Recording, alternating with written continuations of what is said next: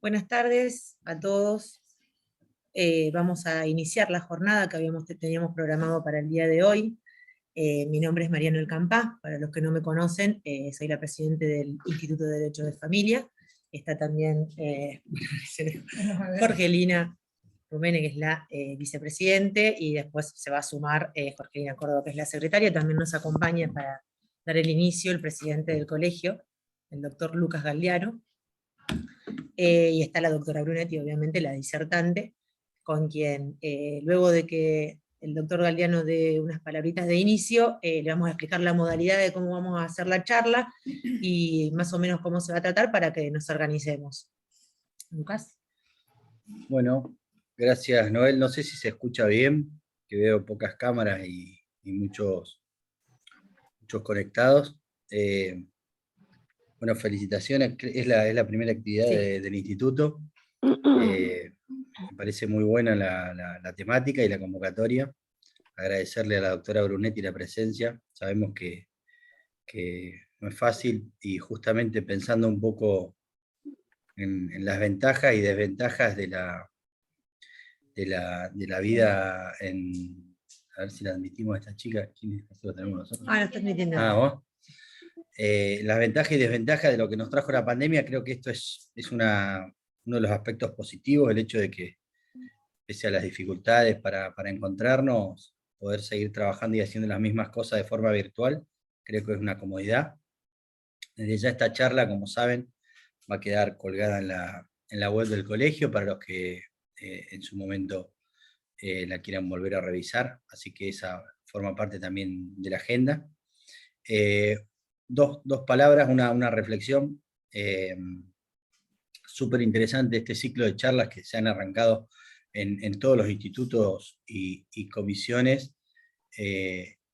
Entiendo que casi todas las autoridades han seleccionado temas que son muy, muy útiles para el ejercicio diario, el ejercicio profesional. Esta semana les cuento un poco lo que pasó. Como ustedes saben, el CIF empezó a registrar algunos problemas.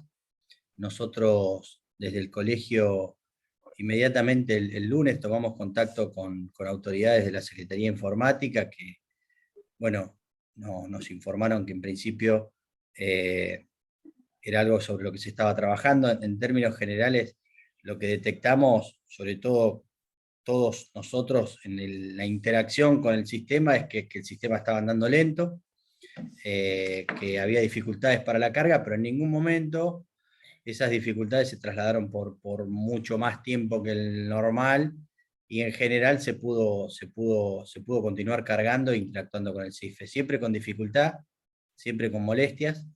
Eso nosotros ya lunes, martes, miércoles y el mismo jueves terminamos teniendo una reunión con la Secretaría de Informática, que también nos trasladó algunos números estadísticos de la cantidad de escritos que se cargaron. Aparentemente es la misma cantidad que las semanas anteriores, es decir, que los problemas los tuvimos, pero que no hubo cargos, por lo menos en términos estadísticos, que no se pudieron procesar. Ahí el directorio en pleno, por unanimidad, el propio jueves, en una discusión sobre este tema, evaluamos si convenía o no hacer un pedido por suspensión de término, teniendo en cuenta las dificultades. Un poco la política que fijamos del directorio vinculado con esto es precisamente evitar en lo posible los pedidos de suspensión en tanto y en cuanto el sistema siga funcionando. Sobre todo porque, a ver, y esto es un tema conceptual, por supuesto que no es la charla, no quiero con esto abrir el debate, sino solamente pasar un informe y aprovechar la oportunidad. A ver, nosotros somos parte también del servicio de justicia y entendemos que las dificultades para operar, nuestro rol es plantearlas, pero siempre tratando de facilitar y dinamizar el funcionamiento. En ese marco, esa fue un poco la actitud que adoptamos. Eso no significa que seamos, que miremos para otro lado y que no nos preocupe el funcionamiento. Creemos que el servicio del CIFE tiene que ser de excelencia. Sin embargo, de parte de la Secretaría lo que recibimos es la información de que precisamente estos ajustes que se hacen son destinados a eso. Bueno, y entiendo que la actitud que corresponde, que bueno, la dejo después para cualquier eventualidad, es precisamente colaborar con el funcionamiento. Dicho eso, digo otra cosa, que siempre y cuando el CIFE nos permita seguir cargando. A ver, uno puede como institución no tomar una actitud digamos, beligerante o muy firme en términos de, bueno, decir, tratar de funcionar. Uno puede tolerar un rato por el CIFE que funcione de una forma lenta. Puede ser un rato, un día. La verdad que detectamos que cuando funciona, funciona bien. Cuando se pone lento, se pone un poco lento, pero vuelve a funcionar. Y entendemos que es algo que con el devenir de los días va a dejar de ocurrir así. Por eso lo que les pido, y acá viene la introducción y el pedido, es que si en algún momento alguno o alguna detecta que el CIFE definitivamente se cayó y que la dificultad para operar es tal que la carga no es esperar 2 minutos y volver a entrar, sino que no entra, nos lo hagan saber inmediatamente, porque la materia prima nuestra para precisamente tomar las decisiones son las experiencias de los usuarios, que somos todos nosotros. Entonces, dicho eso, me saco la introducción y les pido disculpas por estos minutos que les robé, pero era necesario comunicar. Así que la dejo a Noel. Bueno, como saben, la charla que vamos a hablar con la doctora Brunetti, que bueno, está con un problema de salud, pero que igualmente amablemente se puso a disposición para hacerlo por Zoom y poder seguir con la charla. Fue un poco los temas que estuvimos tratando los 2 lunes que nos reunimos, que fue cómo poder hacer cumplir una sentencia, o sea, qué medidas tenemos como para el cumplimiento de una sentencia de fijación de alimentos cuando hay un recibo de sueldo, obviamente uno retiene y cobra, o cuando hay diferentes, digamos, mecanismos como para embargo y todo eso, pero suele suceder que en la mayoría de los casos la gente o se insolventa o está en una actividad que no está registrada, que la hacen, llaman negro, y que por lo tanto resulta muy difícil poder hacer que esa sentencia se cumpla. Por lo tanto, el código habilitó ciertas medidas y que los juzgados están, digamos, en este momento están tratando de ver qué medidas son más efectivas o no, y en realidad cuáles son las posibilidades también que tienen como para implementarlas, y que sea eficiente para el cumplimiento de esa sentencia y no que sea más de todo una sanción. Acá la doctora Brunetti es la que más va a hablar desde la parte jurisdiccional, digamos, cómo pueden ellos implementarlo, cómo pueden ayudarnos en realidad a nosotros a que nosotros podamos hacer cumplir esas sentencias, y ha sacado también un fallo muy novedoso, que fue el de la suspensión de la licencia de conducir, que no sabemos si está firme o no, por eso tampoco lo pudimos publicitar, pero que bueno, la doctora ahora se va a explayar sobre qué es quien sabe. La modalidad de la charla, va a hablar la doctora, están todos silenciados. Si alguien quiere hacer una pregunta, levanta la mano, y cuando la doctora cierre la idea se va a habilitar para que se haga la pregunta. Tratemos de hacerlo tipo charla, pero no hablando todos encima de uno del otro, porque si no, no se cierran las ideas. Así que bueno, doctora, muchas gracias por estar con nosotros hoy, por amablemente brindar esta charla. Bueno, buenas tardes. No, la agradecida soy yo por brindarme este espacio. 21 años ejercí la profesión de abogada, así que la Casa del Foro ha sido y sigue siendo mi casa. Tengo mi corazoncito también allí. Agradezco las palabras del presidente del colegio, aprovecho para saludarlo y felicitarlo por su elección, no había tenido ocasión anteriormente. Adhiero al pedido de que el CIFE funcione bien, porque para nosotros realmente es tortuoso, hay una sobrecarga humana en todo lo que es el mal funcionamiento, pero también estamos todos a la espera de que se está trabajando para solucionarlo, por lo menos esas son las explicaciones que también nos dan a nosotros, tenemos que tener paciencia, aparentemente está todo en marcha, hay unos momentos en la mañana en que lamentablemente no funciona para nosotros, se nos atrasa todo el trabajo. Bueno, ¿para qué les voy a contar? Tampoco me quiero ir del motivo de la charla.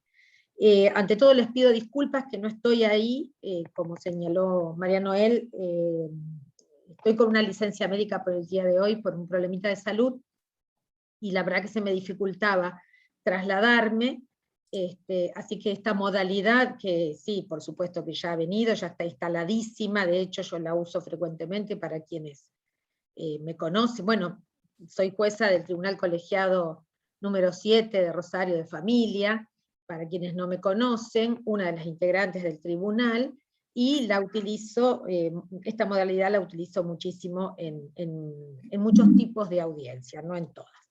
Y bueno, agradecida por la invitación, sobre todo para esta temática, que si bien ha tomado mucho vuelo a raíz de un fallo que afectó en el 9 de febrero, que ya tiene sentencia confirmatoria del Pleno, del 4 de mayo, pero bueno, ustedes saben cómo es la vía recursiva en materia de familia. Tenemos también la posibilidad de un recurso de apelación extraordinaria, ¿no?, ante la por eso no puedo hablar de una firmeza, pero sí tiene confirmación del Pleno. Y la verdad que entiendo que haya causado mucho revuelo porque son medidas de creación jurisprudencial que se vienen aplicando, y no solamente es un tema novedoso de aplicación en el contexto del Código Civil y Comercial, sino que ya con anterioridad al Código se habían dado muchos fallos. Hay un fallo pionero que tengo el honor de recordar porque, como señalaba Noel, a ver qué les puedo decir yo para que ustedes puedan tener esa eficacia tan deseada en la sentencia judicial, y en realidad yo se los traslado porque yo creo que empieza con la labor abogadil. Los operadores, los y las operadores jurídicos son quienes tienen a su cargo esa proactividad en el ejercicio de la profesión, de poder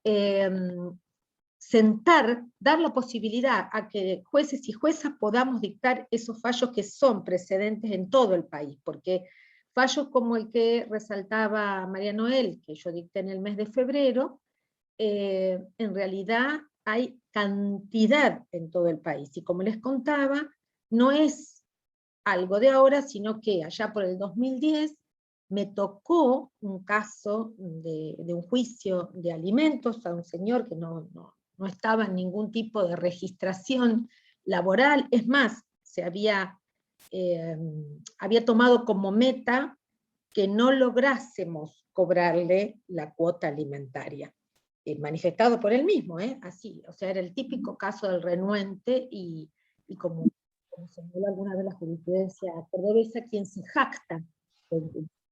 Y mi trabajo como abogada consistió en intentar por todos los medios, por supuesto, probar su nivel de vida y demás, pero yo, que venía del ámbito de los concursos y quiebras, como docente de la facultad en esa cátedra, me preguntaba por qué un deudor fallido tiene que pedir autorización para un viaje al exterior, que se le puede negar, y con lo cual no puede salir del país, y en cambio un deudor alimentario, que escapa al área comercial y a la frialdad del comercio, ya entendíamos el alimento como un derecho humano, y se lo planteé al juez Duto, que era el juez de la causa, y recuerdo sus palabras, como si fuera hoy: si me lo fundamentaste, lo doy. Él me tuteaba, yo no, por aquel entonces. Y por supuesto, si hay algo que me parece que hago sobreabundantemente es argumentar. Quienes tienen la tediosa tarea de leer mi sentencia, argumento demasiado. Entonces lo argumenté, y salió aquel famoso fallo novedosísimo que impactó en todo el país, el 29 de octubre del 2010, para mí fue un honor enorme, yo andaba por ahí concursando, fue, bueno, tema aparte, y realmente fue muy alentador saber que se podía crear, contribuir con el trabajo de abogada a crear jurisprudencia. Por eso yo creo que la labor de abogados y abogadas es imprescindible.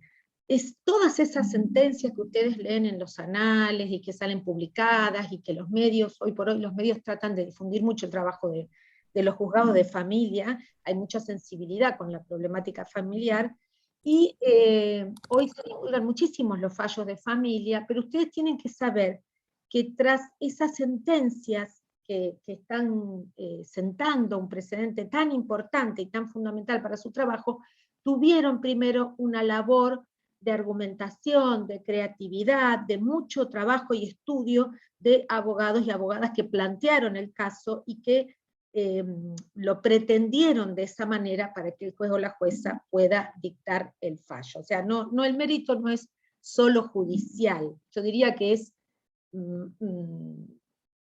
no exclusivamente de los abogados y abogadas, pero mayormente de abogados y abogadas, y bueno, después el juez o jueza que hace al lugar y que encuentra un argumento más para poder ordenarlo. Dicho ello, a mí mi intención con la charla de hoy, si me permiten, es que sea una charla, porque ustedes si quieren hacer un curso sobre alimentos, o quieren hacer un posgrado con temas de familia, hay muchísimos, afortunadamente. Yo no vine acá a darles una clase, tampoco de hablar de casos particulares en tribunal, porque bueno, tengo una función que debo respetar. Como dijo María Noel, el fallo se dio a conocer, así que tangencialmente vamos a tocar estos puntos, pero prefiero hablarlo en forma genérica. Si bien prefiero la modalidad de una charla, de una conversación, contarles a ustedes cómo está toda esta cuestión de alimentos en la jurisprudencia, en nuestros tribunales, en el fuero local, que tiene amplia producción, Rosario, de fallos inéditos, novedosos, fallos alineados con el derecho internacional de los derechos humanos. Por eso es muy importante todo lo que está produciendo Rosario y cómo repercute en el resto del país, afortunadamente. Mi intención no es que sea una exposición catedrática, sino simplemente que charlemos sobre esto y veamos qué aportes nuevos podemos hacer o qué ideas a partir de hoy se nos pueden ocurrir, y también yo siempre digo, siempre aprendo de todo lo que, de estas actividades, así que también me pueden ayudar a mí a conocer, comprender o repensar ciertas prácticas tribunalicias. Un poquito, perdón si te interrumpo, Sí. quería por ahí de lo que estabas hablando de que sea algo dinámico de charla, Sí. un poco lo que hablábamos en el instituto cuando tocamos este tema, es que a veces no es pedir una medida por pedirla, sino que lo que tenemos que tratar de ver es que esa medida que se pida sea tendiente a que efectivamente se pueda percibir el alimento, porque por ahí le decís a una persona que trabaja, no sé, o de albañil, o algo que a lo mejor nunca en su vida salió del país, y la verdad que pedirle una prohibición de salir del país a una persona que jamás ni tiene pasaporte a lo mejor, ni nada por el estilo, no resulta eficaz al momento de tener que percibir el dinero de alimentos. Entonces, por ahí también lo que hablábamos era eso, de que tendríamos que ver en cada caso qué es lo que sabemos de la otra persona que hace, qué es lo que puede llegar a perjudicarlo sin que ello implique que no trabaje, como para generar ingresos y como para, con eso, poder hacer que se cumpla esa sentencia. Correcto, sí. Vamos a intentar hablar de todo eso. Para ordenarnos un poquito, si bien mi intención no es darles una clase, pero yo siempre arranco por el principio. Y para mí el principio es ubicarnos en qué contexto normativo de fuentes legales nos ubicamos para todo lo que es el derecho de familia. Y es un marco normativo convencional y constitucional. Es el marco del derecho internacional de los derechos humanos. Desde allí arranca toda la comprensión que tengamos que hacer del derecho de familia y en especial del derecho humano alimentario, porque ustedes bien saben, nosotros hoy nos vamos a referir específicamente al derecho de alimentos a los hijos. Y en este sentido, nuestro código ha receptado toda la normativa convencional y constitucional que ustedes bien saben, a partir de 1994 se incorporan en la Constitución Nacional los tratados de derechos humanos con jerarquía constitucional, y algunos otros no con jerarquía, pero la Constitución prevé un mecanismo de introducción con ese rango ¿Por qué? Porque al momento de la reforma constitucional había algunos tratados que todavía no estaba cumplimentado el trámite de ratificación. No obstante, nuestro Código Civil y Comercial plasma en el artículo 1 y 2 la recepción de todo este marco convencional y constitucional, que es obligatorio para los jueces y juezas aplicar, interpretar la ley a la luz de la Constitución, los tratados internacionales de derechos humanos, las leyes nacionales que en consecuencia el Congreso dicte, las leyes especiales, las leyes locales, y por supuesto, en un marco de aplicación e interpretación de la ley que tenemos los jueces como garantes de los derechos humanos, que es el proceso judicial. Yo soy muy respetuosa de las garantías jurisdiccionales y del debido proceso, más allá del diseño de proceso de familia que nos ha traído el código, que nuestra provincia todavía está en deuda de ayornarlo, y con lo cual los jueces y ustedes hacemos muchísimos malabares para poder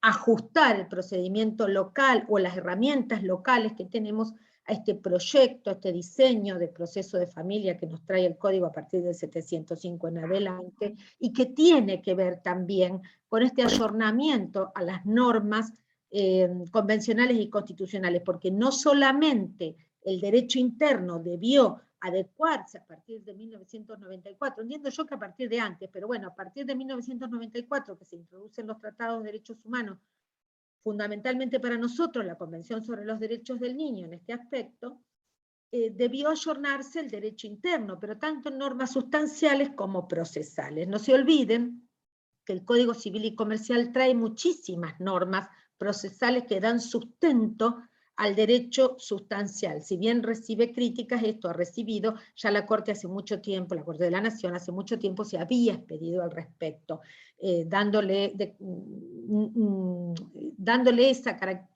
ese rango de constitucionalidad a estas normas, porque en verdad las normas procesales, las normas procedimentales, son materia no delegada por las provincias a la nación, con lo cual cada provincia debe dictarse su propio código de procedimiento.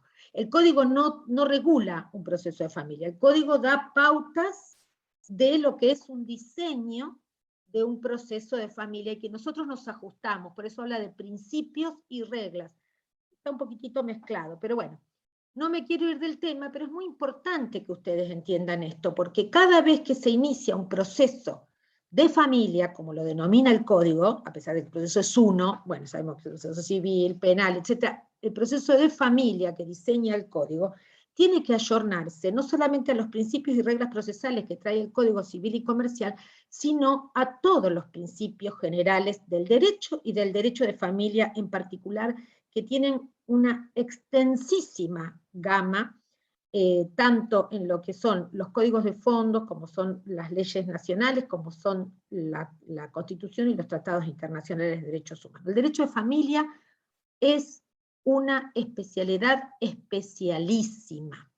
Por eso celebro estos espacios, porque quienes estamos aquí es porque nos interesa denodadamente aprender, enseñar, en todo caso la experiencia de cada uno de ustedes, de la que yo también me puedo nutrir, y especializarnos, esta exigencia que tenemos los jueces de familia de la especialidad del fuero. Para poder ser juez de familia hay que estar especializado, no cualquier juez puede entender en materia de familia, y lo mismo sucede con abogados y abogadas. Y créanme que se ve muchísimo en la práctica tribunalicia cuando se carece de ese conocimiento. Lo grave es que se le hace perder derechos a los clientes. Y a veces, la verdad, hay situaciones en las que no podemos hacer demasiado. ¿Por qué? Porque no es más el patronato.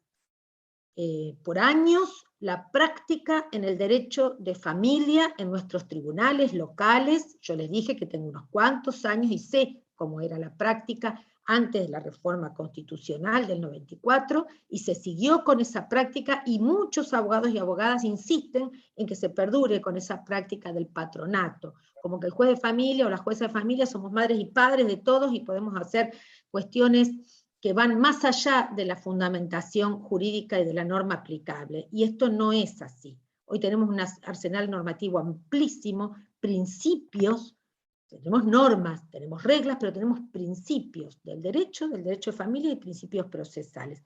Así que a estudiar y aplicarlos porque es amplísima la gama. Entonces partimos de este marco, del derecho internacional de los derechos humanos, el paradigma del Estado constitucional de derecho. ¿Por qué quiero arrancar por aquí? Porque tienen que entender ustedes que para jueces y juezas es una obligación la interpretación y aplicación de las leyes en cada proceso de familia, conforme a artículos 1 y 2 del Código Civil y Comercial, que le dan motivación a la sentencia, artículo 3, en consonancia con el 95 de la Constitución Provincial.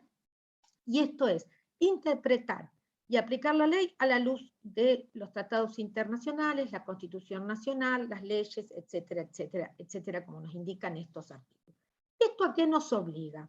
Nos obliga a entender que el 75, inciso 22, hace de aplicación obligatoria los tratados internacionales de derechos humanos. Y en materia alimentaria, fundamentalmente tenemos la Convención sobre los Derechos del Niño. Ustedes saben, el artículo 27 de la Convención es una norma fundamental, es la norma que nos da el carácter de derecho humano, el derecho alimentario de los hijos, y carga este deber primordialmente en quienes, en los progenitores, pero también en el Estado.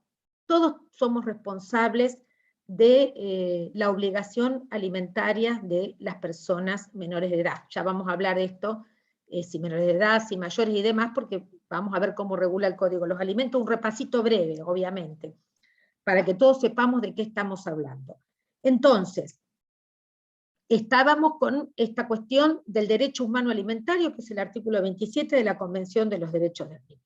Pero no solamente la Convención sobre los Derechos del Niño, hay otros tratados, como la Convención Americana sobre Derechos Humanos, como el Pacto Internacional de Derechos Económicos, Sociales y Culturales. Bueno, no vamos a dar una clase de derechos humanos, pero ustedes tienen que saber que el deber alimentario se traduce en un derecho humano alimentario de los hijos, que es insoslayable, que es prioritario, que la propia Convención nos dice que se impone priorizar y dar la máxima satisfacción a los derechos de niños, niñas y adolescentes por sobre el derecho de cualquier persona, incluso de los adultos. Entonces, en este juego de derechos se le da prioridad al derecho de niñas, niños y adolescentes en razón de un principio fundamental que nos rige, que es de interpretación, y que es un principio garantista porque es de una garantía del debido proceso, como es el interés superior del niño.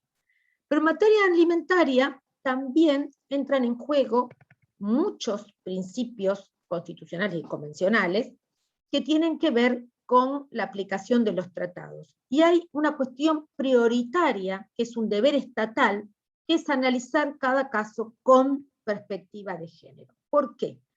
Porque se ha entendido al no pago de los alimentos, al incumplimiento de la obligación alimentaria, en muchos casos, como violencia económica, como uno de los tipos de violencia de género, que como estamos en el marco familiar, es un tipo de violencia doméstica.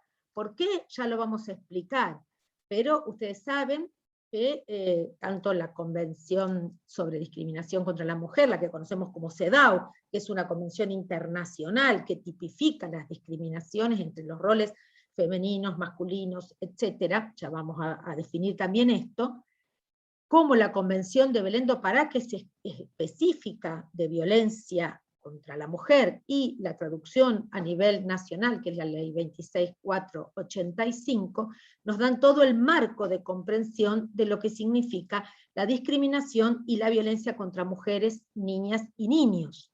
Ustedes saben que la violencia de género tiene por base una desigualdad entre los roles de las personas, sean mujeres, varones o personas con cualquier otro tipo de identidad, no nos podemos cerrar a lo binario, y que se traducen en relaciones desiguales de poder.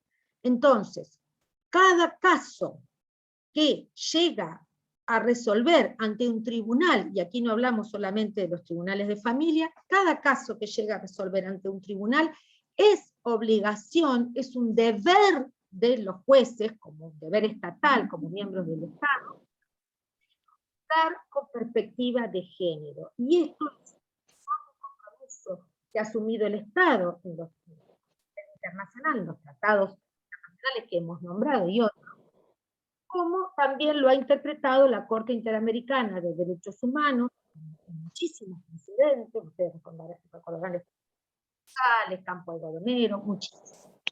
Un tema lindo para tratar también, donde la Corte Interamericana de Derechos Humanos ha entendido a la perspectiva de género, juzgamiento con perspectiva de género, también como una garantía del debido proceso. Entonces, los jueces somos los garantes de los derechos humanos y los hacemos de esta manera tan especial que es a través del proceso judicial. Y ya dijimos que en materia de familia tiene sus propias características que incluso el código nos va dando qué pautas tiene.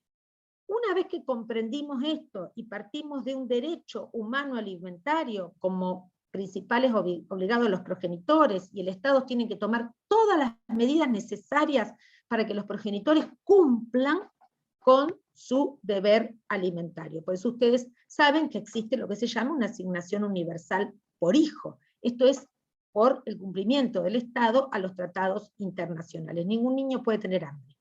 Esta es la razón de ser y el cumplimiento de la obligación estatal, que se puede entender subsidiaria, porque la principal obligación la tienen los progenitores, pero el Estado tiene una obligación principal que ha tomado al asumir el compromiso internacional. Por eso hay muchísimos precedentes que se han sentado en razón de vías de amparo, ¿sí? Que han pretendido la asistencia, no solamente de salud, sino también alimentaria, y tenemos también un montón de precedentes donde se han tomado medidas, aunque la Corte de la Nación ha entendido que no le corresponde, pero tratándose de un derecho alimentario de niñas, niños y adolescentes, la Corte ha hecho lugar a amparos que tienen que ver con asistencia alimentaria. Ningún niño puede tener hambre. Y ha habido muchísimos precedentes también a nivel local, donde ustedes recordarán aquel fallo famoso de Entre Ríos, que se condenó a que un supermercado, que era proveedor del Estado, no de la nada, sino era proveedor del Estado, y como un requerimiento de la obligación asistencial del Estado, ese supermercado proveedor del Estado le proveyera, perdón la redundancia, alimentos a una familia con numerosos hijos. Entonces partimos de este deber estatal alimentario y un deber de los progenitores como obligados principales a criar a sus hijos, a asistirlos, alimentarlos, y en el concepto amplio de alimentos, que ustedes saben que en materia de alimentos a los hijos, el 659 nos da toda la pauta del contenido de la obligación alimentaria, que es más amplio que los alimentos que prevé el propio código, alimentos a los parientes, 537, pero cuando se trata de menores de edad también, además de todo lo básico para subsistir, comprende derecho a la educación. Pero no se agota el código en materia alimentaria con el deber de los progenitores, en alimentos a los hijos, que los alimentos a los hijos pueden ser, ya sea hijos reconocidos, no reconocidos, hijos por nacer. También prevé el código la figura del progenitor afín. Así que tenemos alimentos a los parientes, alimentos a los hijos, el alimento por afinidad.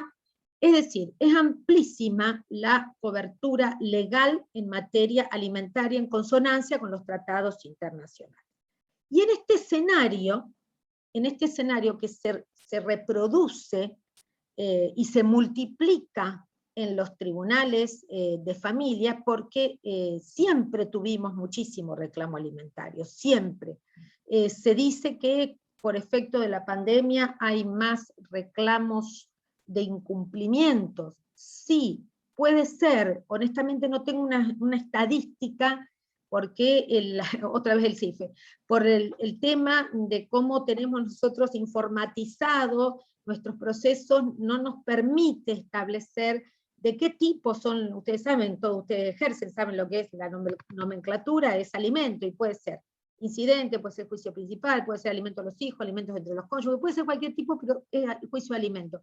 Y a mí no me da el sistema una estadística de demandas por incumplimiento alimentario. Es un trabajo artesanal o de termómetro, como le llamo yo. Sí, es verdad, producto de la pandemia se había producido en algún momento alguna cantidad tampoco tan significante como para que digamos que la pandemia hizo que se incumplieran las obligaciones alimentarias. Yo, Andrea Brunetti, les digo que siempre se incumplió la obligación alimentaria. Entonces, nosotros hoy vamos a destinar nuestra charla más que nada a aquel incumplidor, como bien señaló María Noel, aquel incumplidor renuente, aquel incumplidor que no hace el máximo esfuerzo por cumplir, aquel incumplidor que a pesar de las órdenes judiciales, las intimaciones y el proceso judicial y la cantidad de incidentes que a veces tienen en su contra, no cumple con la obligación alimentaria. Esto no es algo automático del tema que nosotros le traemos hoy, sino que refleja una labor extrajudicial y judicial intensa hasta poder llegar a tomar medidas extremas como las que contaba María Noel. Entonces nosotros tenemos, por un lado, un derecho humano alimentario, un deber judicial de priorizar el interés superior de niñas, niños y adolescentes y de juzgar con perspectiva de género, entre otras garantías jurisdiccionales. Y tenemos el proceso judicial por alimentos, porque si bien cuando hablamos de alimentos no distinguimos si son provisorios o definitivos, fijados por sentencia o fijados en un convenio, si ese convenio está homologado o no, y dicho sea de paso, aprovecho el espacio para explicar que para que un convenio tenga efectos no necesita estar homologado. El convenio es ley para las partes, eso es como siempre fue en nuestro sistema normativo. Lo que pasa es que homologar judicialmente un convenio, que es darle aprobación judicial, le da el carácter de ejecutivo al convenio y luego, ante un incumplimiento, en lugar de un juicio ordinario, esto entre comillas ya van a ver por qué, en vez de un juicio ordinario puedo hacer un juicio ejecutivo. Y acá me parece que esto me da el pie para introducir otras cuestiones que también el código da para reforzar la necesidad de priorizar el derecho humano alimentario y de dotarlo de eficacia, como es haber ampliado la legitimación. Un progenitor o progenitora conviviente puede reclamar alimentos aún cuando sea un hijo o hija mayor de 18 años, ha ampliado esa legitimación, pero en verdad la legitimación, quien tiene esa legitimación activa para iniciar el juicio de alimentos es el hijo o la hija. Y el código también la reconoce al progenitor o progenitora conviviente, a quien tiene que parar la olla todos los días, ¿no? Esto vino a subsanar un problemita que había quedado ahí cuando se dictó la ley de mayoría de edad, que llevó de 21 a 18, como dice mi querido colega Ricardo Duto, en aquel momento hablaba del vago argentino, el de 18 a 21, porque era el único que podía reclamar los alimentos, el único que los podía cobrar, y vivía a lo mejor con la mamá, con el papá, y ¿dónde estaba todo eso? Entonces, bueno, el Código Civil y Comercial vino a subsanar esto. Así que además de una legitimación, el Código también dice que el procedimiento tiene que ser el más breve del que dispongan las leyes locales. Y aquí, la verdad que esto nos dividió bastante en el país, e incluso en la ciudad, e incluso en los mismos colegiados. ¿Por qué? Porque muchos entendieron que el procedimiento más breve era el juicio sumarísimo. Yo me resistí un montón, porque al comienzo del juicio ya enseguida fijo los alimentos provisorios o tomo las medidas que sean necesarias para poder fijar el alimento provisorio, que es o una audiencia, o un traslado, o la fijación, como María Noel, si tiene un recibo de sueldo mucho más sencillo, directamente se pasan autos para sentencia y se dicta una resolución de alimentos provisorios fijando un porcentaje sobre el recibo de sueldo. Pero yo entendía que como uno de los principios y reglas que nos trae el Código Civil y Comercial también es la oralidad, la inmediatez, la tutela judicial efectiva. No creo que un proceso escrito cumpla con los principios y reglas del diseño del proceso de familia que nos trae el Código Civil y Comercial. Lo cierto es que también últimamente, recientemente, debía ayornar, dejar el juicio oral que prevé nuestro código y comenzar a aplicar también el sumarísimo, pero por una cuestión de plazos procesales, porque el Código Procesal Civil y Comercial nuevo no llega, no se modifica, y el juicio oral tiene 20 días para contestar un traslado de demanda en el juicio de alimentos, y me parece que debemos ayornarnos. Está totalmente en contra de todo tratado internacional de derechos humanos. Entonces, lamentablemente, nos vamos al sumarísimo, sin dejar de tomar las audiencias que nos exige la oralidad y la inmediatez. Esto se los comento porque es muy importante saber que el juicio de alimentos tiene que tener el procedimiento más breve.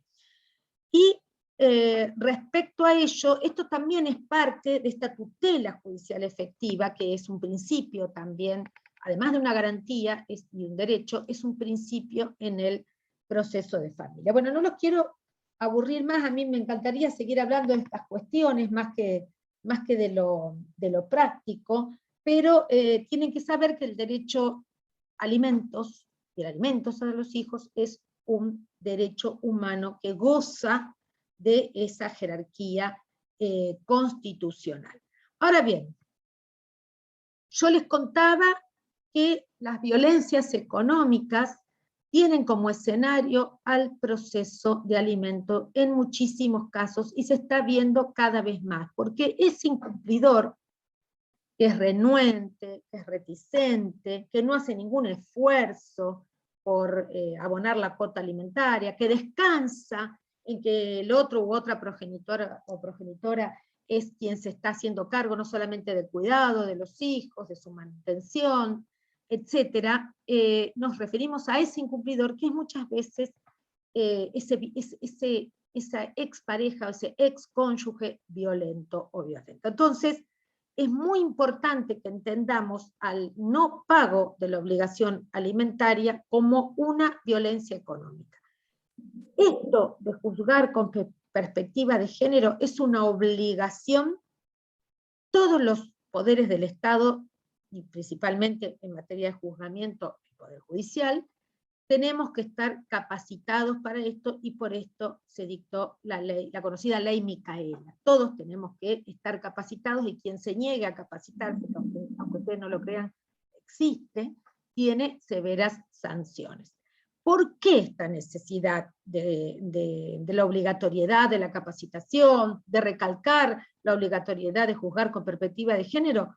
Porque estos estereotipos de roles, fundamentalmente femeninos y masculinos, en las relaciones de pareja, siguen todavía muy persistentes y muy resistentes en nuestra sociedad. Todavía tenemos muy arraigados, a pesar de las diversas formalidades de familia que tenemos todavía una estructura familiar donde tenemos la asignación de roles de cuidado, de crianza, como reservadas a las mujeres, y al varón como un sujeto dominante de la posesión, del dinero y proveedor. Todavía damos con esas figuras, y que generan las conocidas violencias de género, porque estos estereotipos que el Estado argentino se obligó a erradicar, a deconstruir, porque se trata de una construcción social y cultural, y el Estado se comprometió a través de CEDAW, a través de Belén do Pará,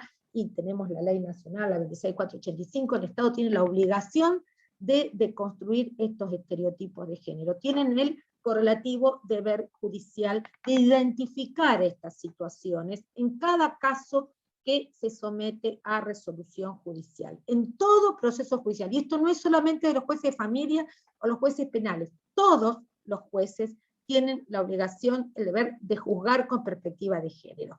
Esto significa pasar toda la situación del expediente por un tamiz, que es la perspectiva de género, e identificar si existen relaciones desiguales de poder basadas en lo que se entienden que son roles asignados a la mujer o roles asignados al varón que hay que desterrar.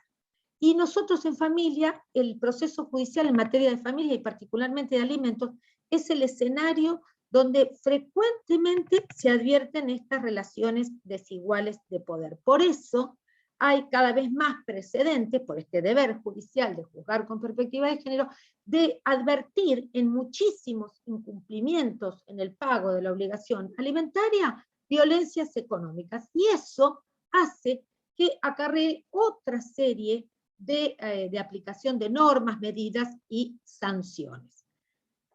Ahora bien, este incumplimiento de la obligación alimentaria que nosotros hoy nos convoca. ¿Qué sucede con el alimento? Nosotros dijimos que había distintos tipos de alimentos.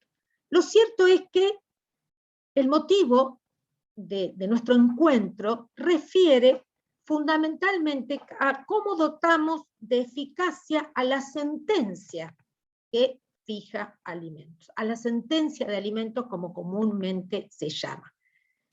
En verdad, dijimos que podía tratarse tanto de alimentos provisorios como alimentos definitivos, cualquier tipo de alimentos a los hijos o al menor de edad pariente. Entonces, ustedes tienen que tener en claro que si es un alimento fijado en un proceso judicial, ya sea por una sentencia que fija un alimento provisorio, que determina un alimento definitivo, que homologa un convenio de alimentos, esta sentencia en sí tiene una función declarativa, una categoría declarativa, porque reconoce el parentesco o la fuente de donde proviene la obligación alimentaria, la declara, le da, lo fija, le da un quantum, un monto, dice cuánto va a ser esa obligación alimentaria, que ustedes saben que otra de las cuestiones innovadoras que trajo el Código Civil y Comercial es que también puede ser pagado en especie, se venía haciendo, pero ahora lo dice la ley, y es que puede consistir en un pago en dinero, un pago en especie, pago en dinero, una renta periódica, y ustedes saben que esto va a durar mucho tiempo. Entonces estas sentencias también tienen esa parte condenatoria que tienen que prever esta situación de cómo se va a pagar en el futuro y cómo se va a poder percibir en el futuro esa renta periódica, que ustedes verán de continuo que decimos que se hace saber, que deberá depositar o se oficiará para retener, etc. Esto es lo más común que pueden traer las medidas ordinarias de condena que traen las sentencias y que forman parte de los recursos legales que tenemos para poder dotar de efectividad a la sentencia de alimentos. ¿Para qué? Para dar protección al derecho alimentario, a la prestación alimentaria.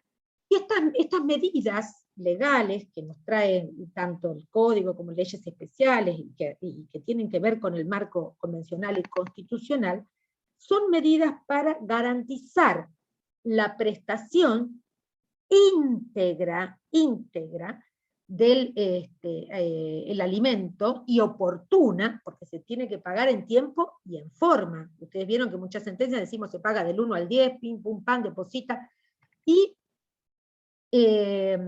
por eso también podemos hacer luego una referencia a lo que son los pagos parciales, ¿sí? Aquí el derecho alimentario se escapa de toda la noción de pago del Código Civil y Comercial en este aspecto, porque el pago parcial no es pago. Esto tienen que saberlo, por eso habilita también la toma de las medidas que vamos a analizar.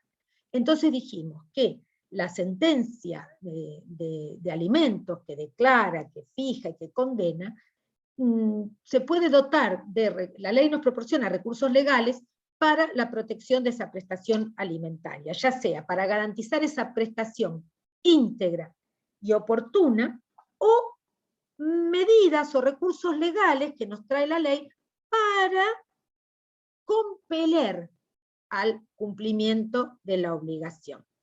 Estas medidas, estos recursos legales que existen para garantizar la prestación íntegra y oportuna, ya señalaba María Noel, que hablaba del depósito, la retención directa por parte de la empleadora. Es decir, si nosotros tenemos un empleo registrado, o sabemos puntualmente cuáles son los ingresos del alimentante, podríamos tener como un recurso legal, como una medida de eficacia, ordenar una retención directa de haberes o ordenar un depósito de tal fecha a tal fecha, de tal monto, mes a mes. Ahora bien, no siempre las situaciones que se nos presentan son así, y en esto sí tuvo mucha influencia la pandemia con el trabajo no registrado, con la falta de trabajo y demás. Lo que no exime a los progenitores de hacer su máximo esfuerzo, hacer el máximo esfuerzo.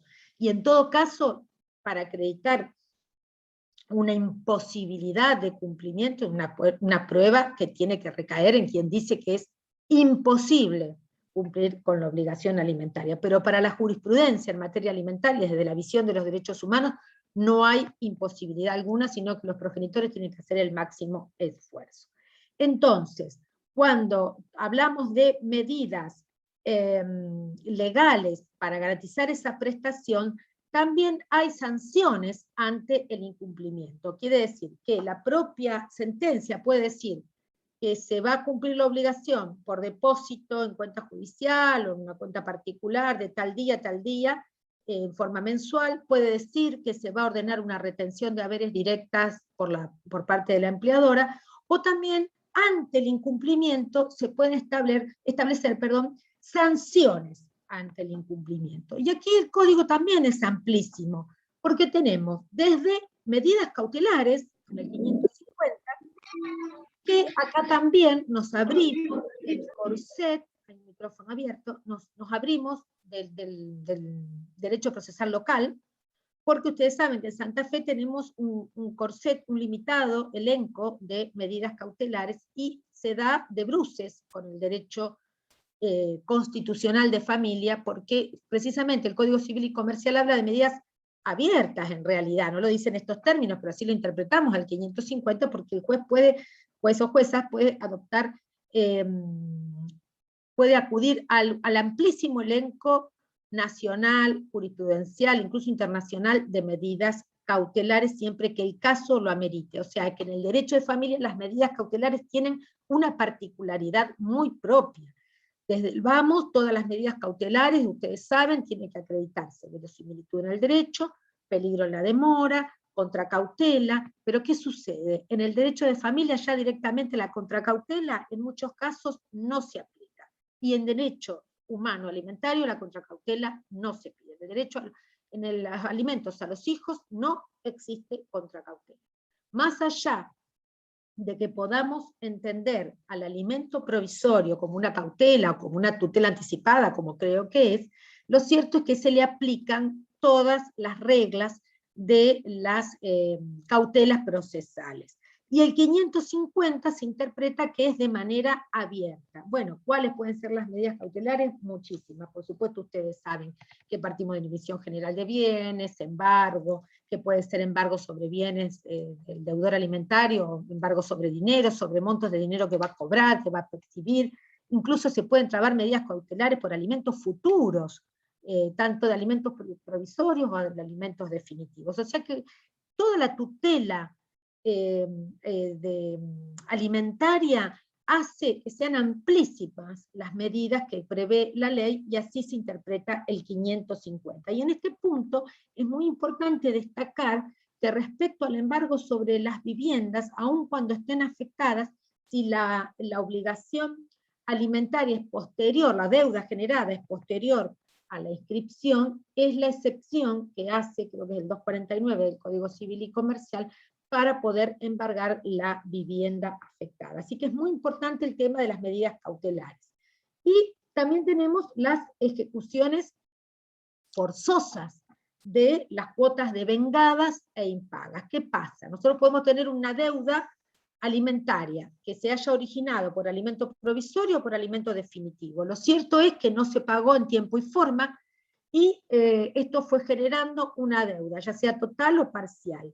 Y esa deuda, ustedes lo saben porque practican las respectivas planillas, sepan que para poder, el 249 inciso D, exactamente, gracias Matilde, esas planillas que practican, que son liquidaciones de deudas, tienen que tener como base una resolución judicial, de la nada, porque a veces vienen y me practican planillas de alimentos extraordinarios, y nunca fueron tratados ni condenados, entonces mucho cuidado con eso, aprovecho la ocasión para decirlo. Entonces la ejecución forzosa de cuotas devengadas e impagas exige la existencia de una resolución judicial que fijó el alimento de tal y cual manera a cumplimentarse, no se pagó la prestación en la forma íntegra y oportuna, entonces genera deuda. Esa deuda tiene que ser plasmada en una liquidación. Y esa liquidación es pasible de una ejecución forzosa sobre los bienes del deudor. Y vale todo lo que hablamos sobre las medidas cautelares, sobre la afectación de la vivienda, etcétera, etcétera. Y acá es muy importante el tema de los intereses, porque el Código también nos trae en el 552, fíjese qué amplia que es la tutela y qué es decidida que es la tutela del derecho humano alimentario, que dice que se tiene que aplicar la tasa más alta según las reglamentaciones del Banco Central, e incluso se puede aplicar una tasa adicional, que ha habido precedentes en la jurisprudencia nacional. Se ha aplicado 2 veces la tasa activa en razón de lo dispuesto por el 552. Y otra cuestión, otro recurso legal que también nos trae el Código para garantizar el pago de la prestación en forma íntegra y oportuna, es la responsabilidad solidaria, que es la del 551, que extiende la responsabilidad de esta manera, solidariamente, a quien no haya cumplido. Por ejemplo, la empleadora, cuando le ordenamos una retención, no la cumplió, no justifica, porque a veces no la cumple porque la persona renunció, no trabaja más. Hay empresas que son bastante, vamos a hablar vulgarmente, lentas para responder los oficios y demás. Hay que estar apercibiendo, porque también se les pueden aplicar multas, astreinte, y este es un tema muy interesante porque la falta de cumplimiento a la orden judicial le va a generar la responsabilidad solidaria con la deuda alimentaria, que esto hay que determinarlo, hay que establecerlo, hay que decirlo, hay que denunciarlo y hay que decirlo, y independientemente de que también se pueda compeler a la empleadora el cumplimiento de la obligación bajo el procedimiento de imponerle las astreinte, las sanciones culminatorias, que eso ya nos lleva al 804, que vamos a volver sobre el 804 porque también es un recurso legal para dotar de eficacia. Entonces hay muchas sanciones que también se le pueden imponer a quien no acata la orden y se le extiende la responsabilidad solidaria. Y después dijimos que teníamos recursos legales que tienen que ver con esto de compeler al cumplimiento. ¿Cómo hacemos para que cumpla? No cumple. No cumple, no tenemos forma de retenerle, de lograr que deposite, le queremos aplicar sanciones conminatorias, no paga una cosa, menos va a pagar la otra, no tiene bienes del que podamos hacer una ejecución forzosa, no hay ni vivienda, por más que le practiquemos 500 planillas y le hagamos una chorrera de intereses y le ponga la tasa más alta, se la duplique, se la triplique, no tengo forma de cobrarle, y menos tengo una empleadora a quien extenderle la responsabilidad en forma solidaria. Bueno, ahí viene el elenco de medidas para compeler al cumplimiento, que pueden ser medidas que estén tipificadas y medidas que no estén tipificadas, que son de creación pretoriana, como yo les señalaba al principio de la charla, ya antes de la sanción del nuevo código, porque el nuevo código ahora sí trae una norma, el 553, que claramente lo dice, que ya vamos a pasar a analizarlo, pero ciertamente ya antes del Código Civil y Comercial, pretorianamente estas medidas para compeler al cumplimiento de la obligación alimentaria, medidas no tipificadas, como le conté mi caso de prohibición de salida al país allá por el año 2010. Estas tipificadas, ustedes ya las conocen. Es principalmente, están en leyes especiales, no están en el código, como es la inscripción en deudor alimentario, como en el registro de deudores morosos alimentarios, que esto le va a producir graves restricciones al deudor alimentario, o por lo menos lo que se pretende es que le produzca graves restricciones. Ahí están dando vuelta algunos proyectos aquí se decía de no renovación de licencias, de permisos, si se acredita que tiene la inscripción como deudor alimentario. Está otra vez esto en escena, así que es muy oportuno el fallo que hemos dictado en febrero. Y en realidad puede impedir el acceso a cargos públicos, a cumplir determinadas funciones. Lindo sería que sea seleccionado como juez y de familia, encima, alguna persona que figure en el registro de deudor alimentario moroso. Entonces, bueno, lo que se pretende con esta inscripción es esto, provocar una restricción gravosa en el deudor alimentario de manera tal de que se vea forzado a cumplir y pague lo que debe, pague lo que se le fijó, etc. Otra es una sanción ya no de tipo civil, sino de tipo penal, como ustedes conocen, que es la ley de los incumplimientos de los deberes asistenciales, que puede tener hasta pena de prisión o multa. Y bueno, son cuestionadas todas estas medidas, sí, claro que son cuestionadas, pero volvemos al marco internacional, a la tutela judicial efectiva y al marco tutelar del derecho humano alimentario y al interés superior del niño. Este principio rector de interpretación y garantista que hace la tutela judicial y efectiva del derecho humano alimentario tiene que ver con priorizar, darse la máxima satisfacción integral y simultánea, como lo define nuestra ley 26061, al derecho de niñas, niños y adolescentes, en este caso alimentario, porque se involucra el derecho a la vida, el derecho a la salud, el derecho al esparcimiento, el derecho a la educación, todo está comprendido en el cumplimiento de la prestación alimentaria. Un alimento que no se paga es un niño que se ve privado, niño, niña, adolescente, se ve privado o privada de poder gozar de sus derechos. A la par, puede haber, como en la mayoría de los casos, eso sí es estadística, la mayoría de los incumplidores de la obligación alimentaria son varones, por esta estructura social que tenemos. Ustedes ven en el registro, son varones, si ven los juicios de alimentos es contra varones. Entonces, por esa estructura familiar que tenemos, en muchos casos también hay un menoscabo en los derechos y en el patrimonio de las mujeres, y por eso hablábamos de violencia económica. Más allá que también hay un menoscabo en el derecho de una niña a una mujer adolescente, y es también entonces una violencia de género. Entonces estábamos con las sanciones penales, que es la del delito de incumplimiento de los deberes de asistencia alimentaria. ¿Dan resultado? Bueno, está a la vista que no. Entonces aquí el código trajo esta norma, que es una norma importantísima, que me parece que amerita leerla directamente. Tengo mi código, que es el 553. No acostumbro a leer normas, pero esta sí es muy importante que la leamos, a leer artículos, porque las normas las hablamos y las decimos mucho. El 553 nos dice otras medidas para asegurar el cumplimiento. ¿Por qué nos dice otras? Porque ya venía hablando de estas las tipificadas, ¿no? Que tiene que ver con medidas cautelares que son para asegurar el cumplimiento de la prestación, el incumplimiento de órdenes judiciales, que es el 551, y trae la responsabilidad solidaria, el 552, que son los intereses, que lo estábamos comentando hasta hace unos minutos.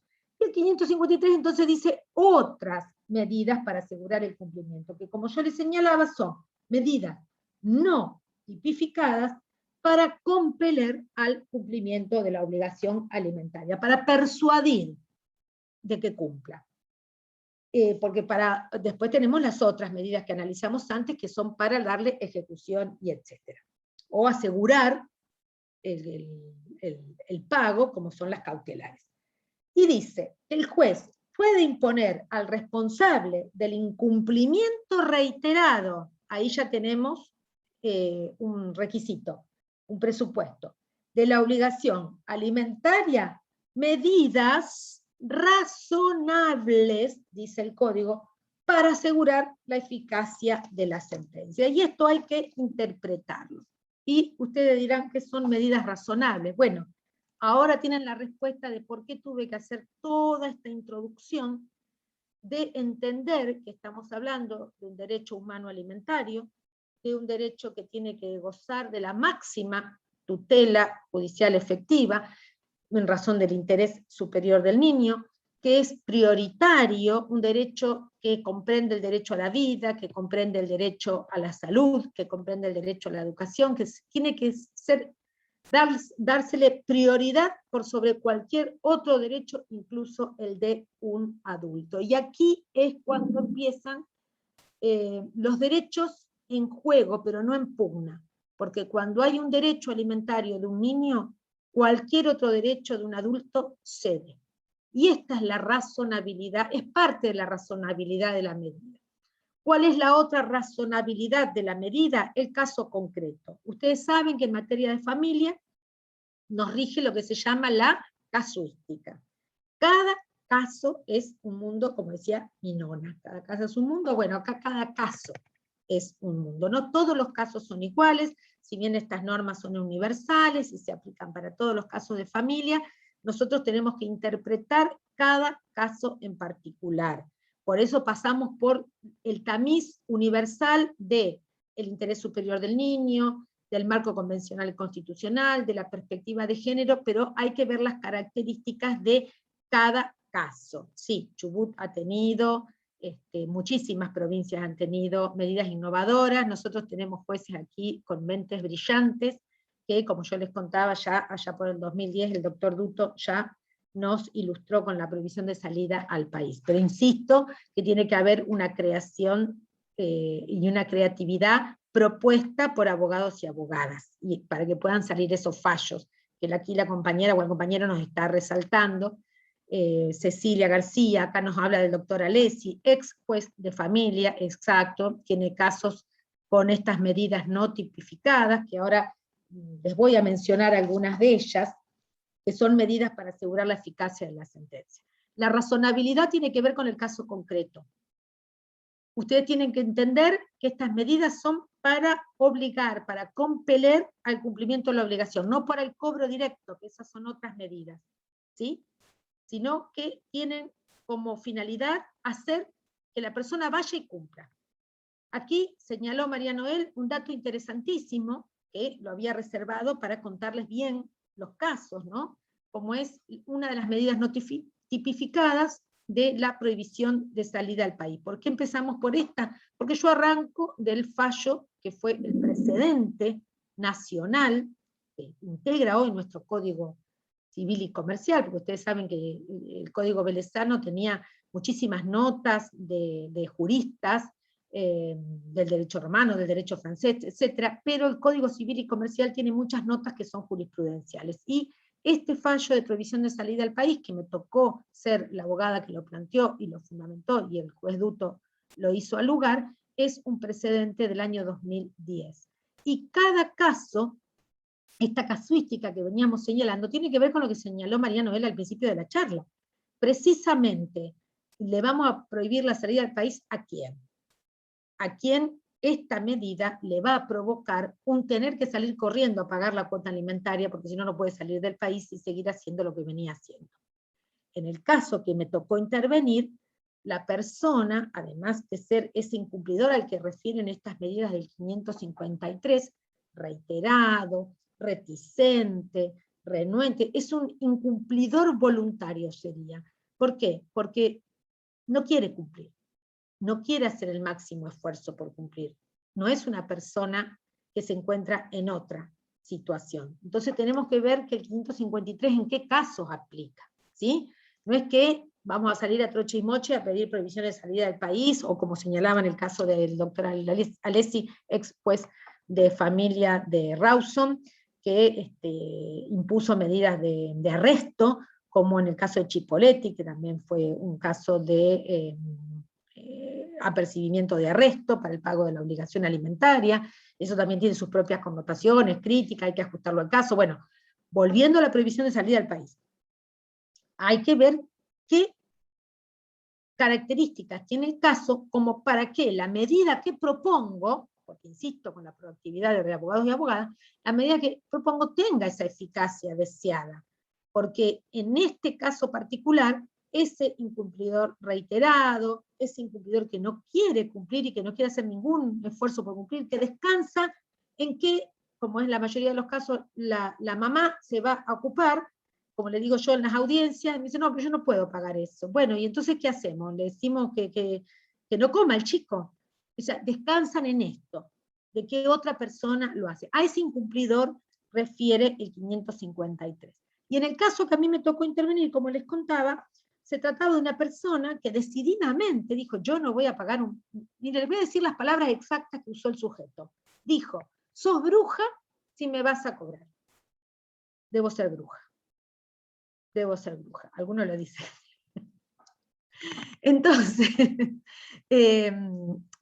fue un trabajo intenso. Y descubrí, claro, yo viniendo mucho yo hacía mucho asesoramiento de empresas, trabajaba mucho en el ámbito comercial, además de hacer mi trabajo de familia, era muchísima liquidación de bienes, juicio de alimentos, o sea, yo estaba mandada para cobrar. Y mi socia se ocupaba mucho más del régimen comunicacional, era en aquel momento el régimen de visita a la tenencia. Yo odiaba hacer esas cosas porque no me gustaban los casos en que estaban involucrados los niños, me hacían muy mal.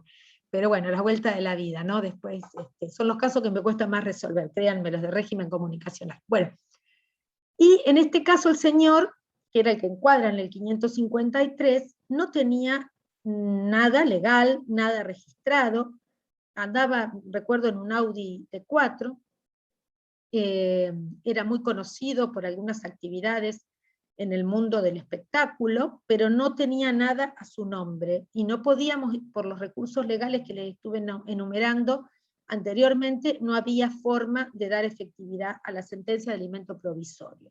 Entonces, esto que llevó mucho tiempo, encontré que el señor vendía por internet, fíjense el trabajo que tenemos que hacer, que tienen que hacer ustedes, ¿no? Abogados y abogadas, vendía unas motos de agua, unos jet ski, cámaras fotográficas y demás, y hablando con la cliente me decía que le había mandado un mail al niño, porque esto también tiene que ver con un perfil de incumplidor que se asimila al perfil del violento, obviamente, tampoco contacto con el niño, un menosprecio a la mujer, un menosprecio al hijo, que el hijo es de la mujer y no del varón, bueno, etcétera, etcétera. Había todo un perfil, ¿no? Bien de manual.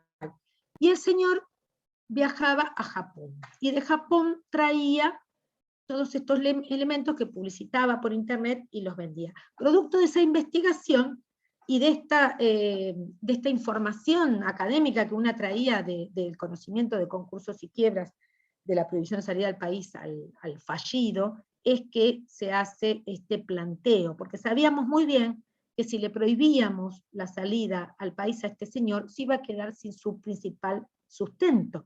Y no es que le estamos impidiendo el derecho a trabajar, porque aquí no había ningún trabajo registrado, no había ningún derecho, ningún trabajo informado, ningún ingreso informado, muy por el contrario.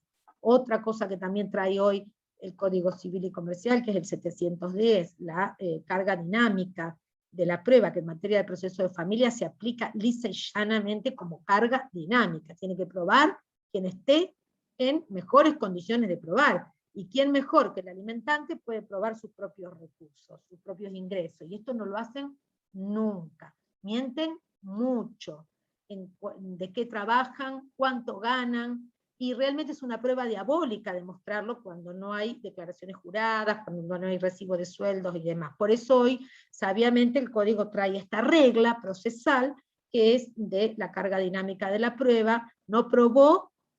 Quien no probó se embromó, me enseñó a mí el doctor Alvarado Belloso, que no enseña las cargas dinámicas de la prueba, muy por el contrario. Pero bueno, en el proceso de familia aplican. Y quien no probó se embromó. Esa sería la regla procesal. Perdónenme que se la diga en estos términos, pero es así. ¿Y a quién le corresponde probar sus ingresos? Al alimentar. Bueno, pero estábamos con el código anterior, no estaba todavía esa regla, a pesar de muchos jueces activistas en materia de familia, y era en el caso que me había tocado.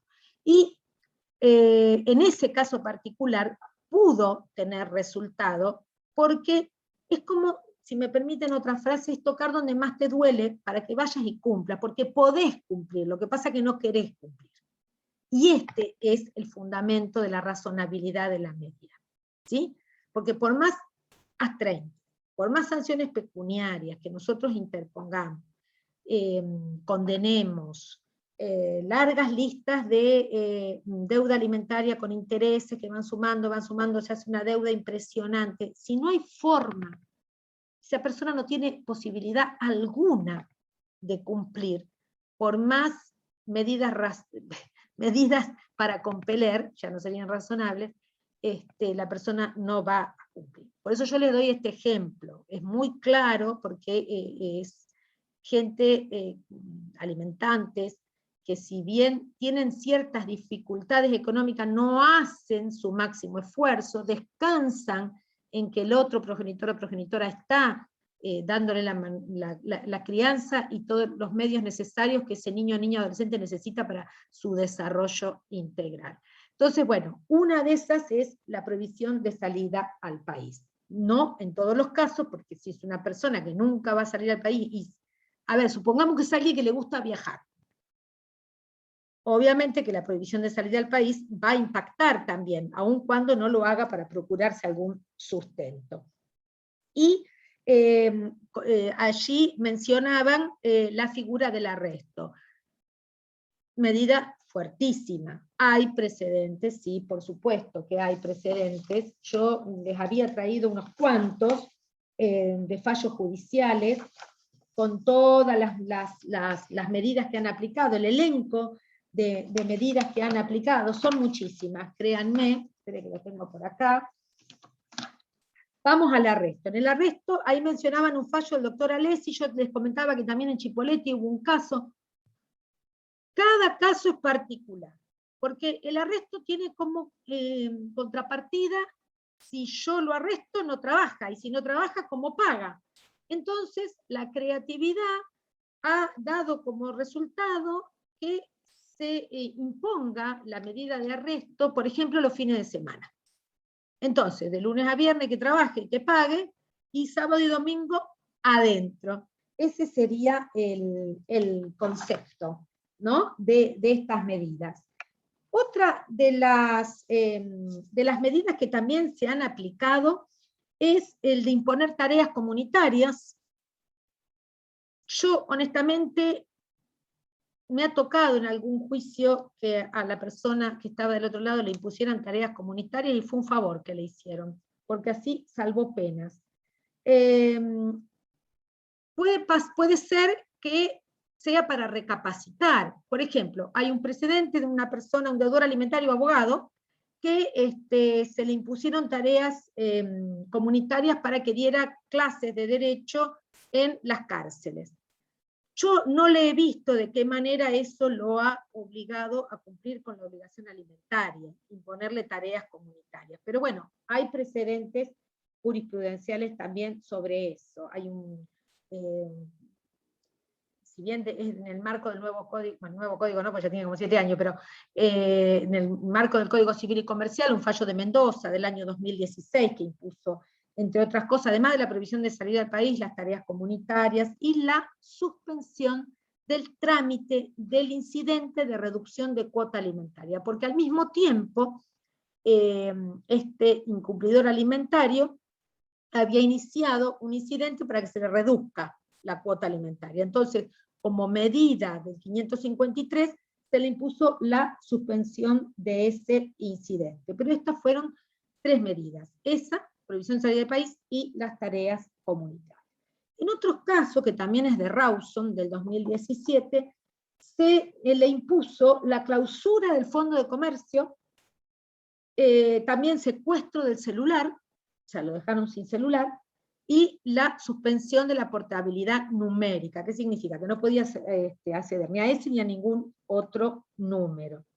Y en ese caso el juez hablaba de un ardid que había desplegado el incumplidor junto a su pareja. Esto también es una constante en los escenarios de los procesos de alimentos.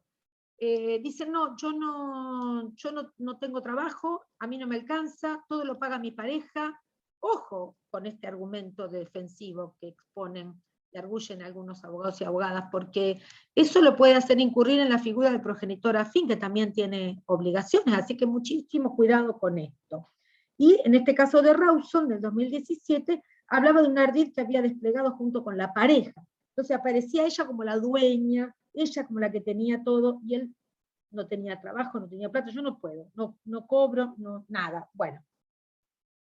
Y en ese caso también se tipificó el caso de violencia económica. Sepan ustedes que para tipificar la violencia, como todos los jueces tenemos la obligación de juzgar con perspectiva de género en todos los casos, cuando se detecta una situación de desigualdad, de relaciones de poder, y así una posición dominante de uno u otro, no estoy pudiendo leer, ahora voy. En esos casos, no es que la persona tenga que iniciar una denuncia de violencia familiar o tramitarse un proceso de violencia para que un juez diga que hay violencia, no. Se detecta la violencia y se identifica, se tipifica y se le da la condena, la sanción que merezca. Otro fallo también, otra de estas medidas de la creatividad pretoriana, es la interrupción de la transmisión radiofónica en un caso de una FM, y con un secuestro de los equipos y con un impedimento de ingreso a la radio. Porque también hay que ver qué actividad realiza el alimentante, a ver cómo podemos compelerlo para que cumpla. Y eso también forma parte de la razonabilidad, porque la razonabilidad no es solamente este juego de los derechos, evaluar si la persona realmente tiene esa imposibilidad cierta de cumplir, pero tiene que ser, como dice el fallo de la Cámara de Gualeguaychú, para acreditar una imposibilidad tiene que ser una prueba, pero exhaustiva por parte del alimentante, un desarrollo de una actividad probatoria para realmente demostrar que es imposible el cumplimiento, por lo menos en esos términos. Pero esto no se da en la práctica tribunalicia. El alimentante siempre se escuda, el incumplidor al que nos estamos refiriendo, siempre se escuda: no me alcanza, no puedo, no tengo trabajo, no, que pague ella, que ella es enfermera y trabaja y tiene un sueldo, que ella es maestra y trabaja, tiene un sueldo, etcétera, etcétera. Esto es lo que se ve a diario. Y fíjense, en este caso, por ejemplo, la persona cumplía actividades en una radio, y también se intimó a la emisora, a la dueña de la radio, para que en su caso retuviera el monto de la deuda alimentaria, pero era de difícil comprobación. Entonces se acudió a esta medida extrema. Tenemos también casos de los embargos de pensión por invalidez, eso está autorizado. Hay un caso de la Cámara que confirmó la Cámara de Necochea en el 2015, porque justamente la ley que prevé esta pensión tiene este carácter de inembargable, pero en el caso de deudas alimentarias es una excepción. Después tenemos aquel caso famoso que confirmó la Cámara de San Isidro en el 2018, de la prohibición de la persona, el deudor alimentario, a ingresar al club justamente donde desarrollaba sus actividades deportivas, que era el Club San Isidro. La persona arguyó que le estaban dañando el derecho a mantener una adecuada comunicación con sus hijos porque iba al club con sus hijos. Bueno, por eso les insisto, hay que ver cada caso, si realmente la medida aplica o no, si va a causar alguna sensación o no en la persona. Esto del impedimento a un club deportivo, también mi querido amigo el Gabo Tabib dictó un fallo, creo que en el 2018 fue el de Gabo, juez de familia de Córdoba, que le impidió el ingreso al Club Talleres, era un fanático de Talleres, y a los eventos musicales, como también la suspensión del carnet de conducir, que ya vamos a llegar. Este era un fanático no solamente de Talleres, como dicen ellos, sino también de un personaje del cuarteto, no me acuerdo ahora el nombre, Damián Córdoba era. Vienen bien estos detalles también, ¿no? Es interesante saber, ¿no? Porque yo no sabía que había un cuartetero que se llamaba Damián Córdoba. Sabroso. Y entonces le prohibió participar en todos los eventos que hiciera este fulano, el Sabroso. Así que se ve que al deudor alimentario le resultaba muy importante asistir a esos eventos, y una medida de este tipo, encuadrable en el 553, lo compelía al cumplimiento de la obligación alimentaria. Otro fallo también de un juzgado de Mercedes, la prohibición de acceso a un estadio de fútbol, con una prohibición de salida del país, y también suspenderle o prohibirle la renovación de la licencia de conducir y retener el carnet de conducir. En este caso también se aplicaron otras medidas cautelares. Desde ya que cuando acudimos al 553 ya pasamos por todo el elenco de las otras medidas que les describí, y seguramente la persona ya está inscrita en el registro de deudores alimentarios y no provocó ningún efecto. Por eso estamos hablando de ese incumplidor reiterado. Y bueno, hay muchísimas medidas. Hay un caso de un señor que era embarcado, entonces le escribieron en la libreta de embarque que tenía un proceso de alimentos y que tenía una deuda alimentaria, y que se le ordenó la prohibición de embarcarse hasta tanto abone. Yo, honestamente, una medida así extrema como la que apliqué en febrero, no me había pasado de haber tenido que aplicar antes. ¿Por qué? Porque no me la habían pedido. Por eso vuelvo a la proactividad de abogados y abogadas. Y por más que la pidan, como bien señalaba María Noel, no se trata de pedir por pedir, sino que hay que pedir la medida que encuadre en el caso y que resulte razonable al caso. Es decir, que no existe otro modo de compelerlo a la obligación, no existen formas de hacer una ejecución forzada, de garantizar con medidas cautelares, ya hemos inscrito en el registro de deudores alimentarios y no ha pasado nada. La famosa demanda subsidiaria a los ascendientes, que son los abuelos, por lo general los paternos.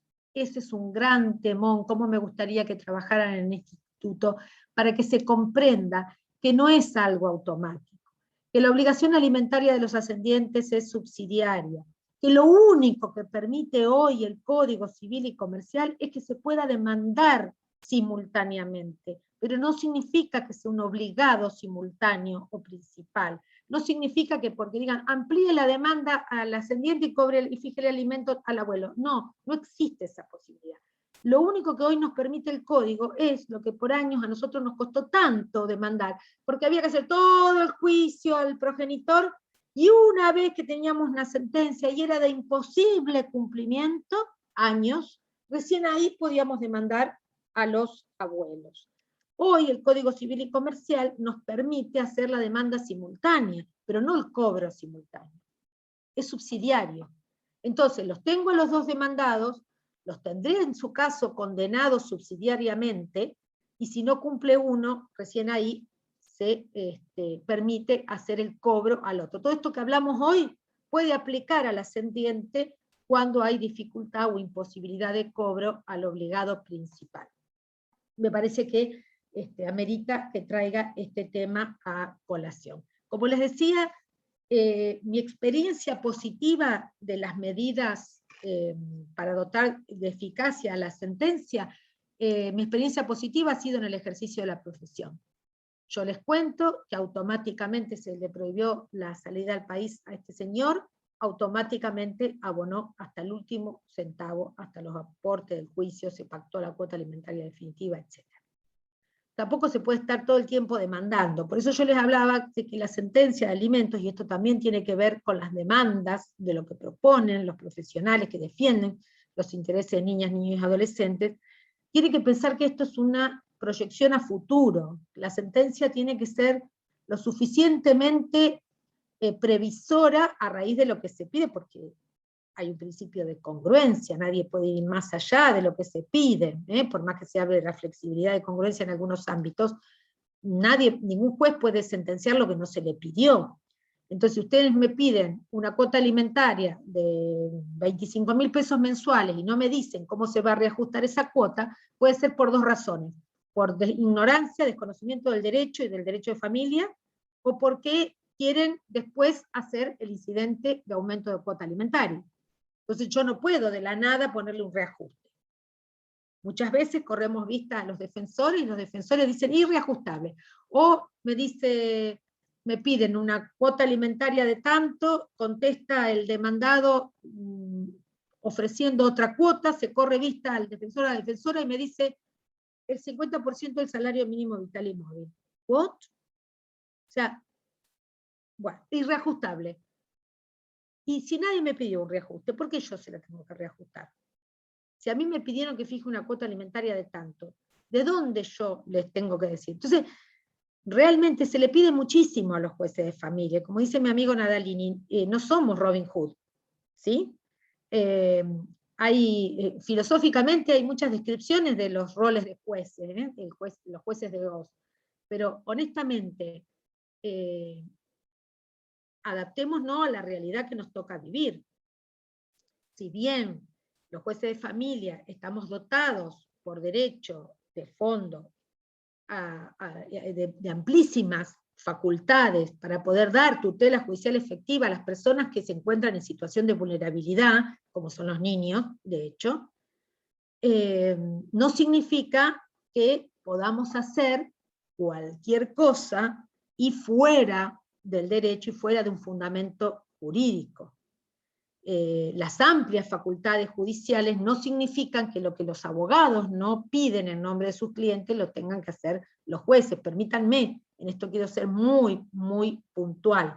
Es muy importante que cuando ustedes hacen la demanda de alimentos, sean muy claros en la cuota alimentaria que piden, en establecer la realidad de la persona demandante, que es en realidad el hijo o la hija, lo hace el progenitor o progenitora conviviente en nombre de ese hijo o hija, de ofrecer toda la prueba pertinente, porque yo todavía no me puedo meter con la pertinencia de la prueba. No ofrezcan testigos para probarme no sé qué cosa. ¿Qué prueban ustedes? ¿Cómo prueban el cuánto de una obligación alimentaria a un hijo con un testigo? A lo mejor el testigo puede ser importante para otras hipótesis de alimento, pero el alimento al hijo no hay que probar la necesidad, hay que probar el gasto y la capacidad económica del alimentante. Y ustedes saben hoy que con una norma como la del 710, que hace recaer la carga de la prueba a quienes están en mejores condiciones de probarlo, tampoco exime a la parte actora de realizar alguna actividad probatoria en ese aspecto. Llegamos a las audiencias de vista de causa, ya cada vez menos, porque yo ya ahora también modifiqué, me ganaron por cansancio, así que tuve que poner el juicio sumarísimo también. Honestamente, se llega a las audiencias de vista de causa sin ninguna prueba diligenciada. Y hay que hacer malabares, porque uno tiene que fijar una cuota alimentaria adecuada para ese chico sin saber la edad del chico. Con suerte está la partida de nacimiento, que me acredita el vínculo, con suerte. Entonces, estas charlas son muy importantes para que, además de poder hacer un repaso del derecho vigente, podamos hablar de lo que es la práctica judicial, pueda yo transmitirles a ustedes cuáles son las deficiencias o las carencias o las creatividades que existen del lado de los postulantes para poder, en su caso, aportar, modificar o aprender entre todos, saber qué es lo que podemos hacer, porque los incumplimientos de las obligaciones alimentarias son reiteradas, y yo les aseguro que esto no es solo producto de la pandemia. Siempre hubo incumplimiento de las obligaciones alimentarias. Yo creo que, dado lo extenso de la obra, yo no vi que nadie me levantara la mano, ni nadie sí que han acotado mucho en el chat, lo que pude ver lo vi. Si quieren repasamos, no sé, María Noel, las chicas. Sí, ¿se escucha? Hay fallos que han permitido que paguen padre y abuelo conjuntamente, sí, claro, otra vez, la casuística, porque a veces, como la obligación es subsidiaria, a lo mejor el obligado principal, que puede ser el progenitor o la progenitora, puede cumplir con el pago de la cuota hasta un importe, y producto de la subsidiariedad, esa otra parte la paga el ascendiente, pero eso también tiene que ser así demandado y así propuesto, o sea, no surge de la nada.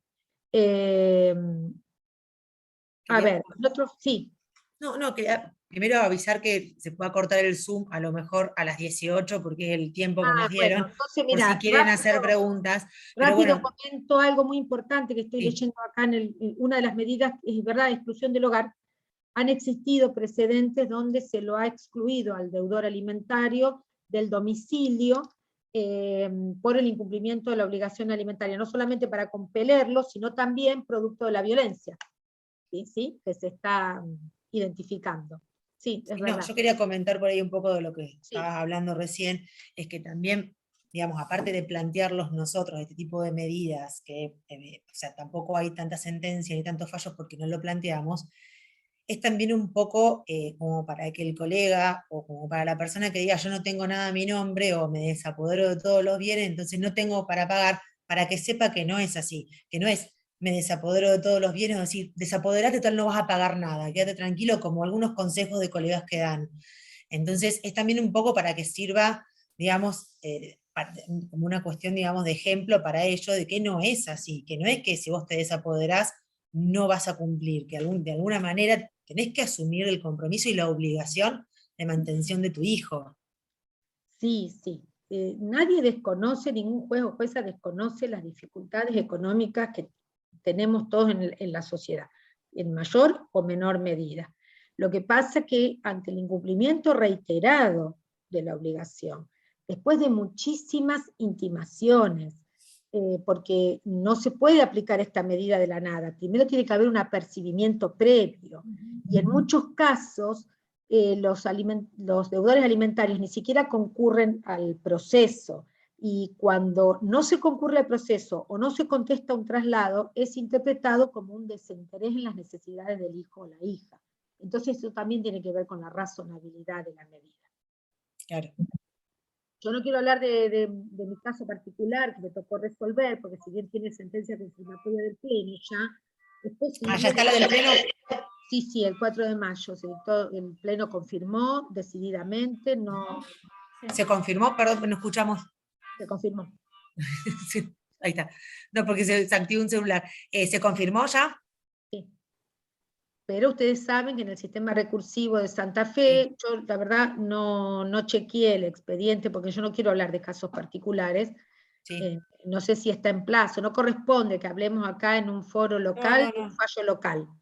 Ya después, el día de mañana se verá, pero no ahora.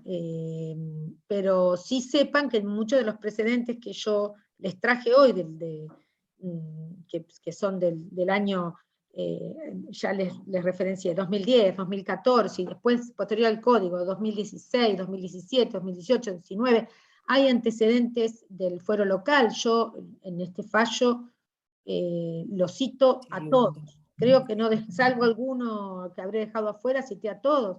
Hay otro también de mi tribunal colegiado, la doctora Topino, también con suspensión de la licencia de conducir.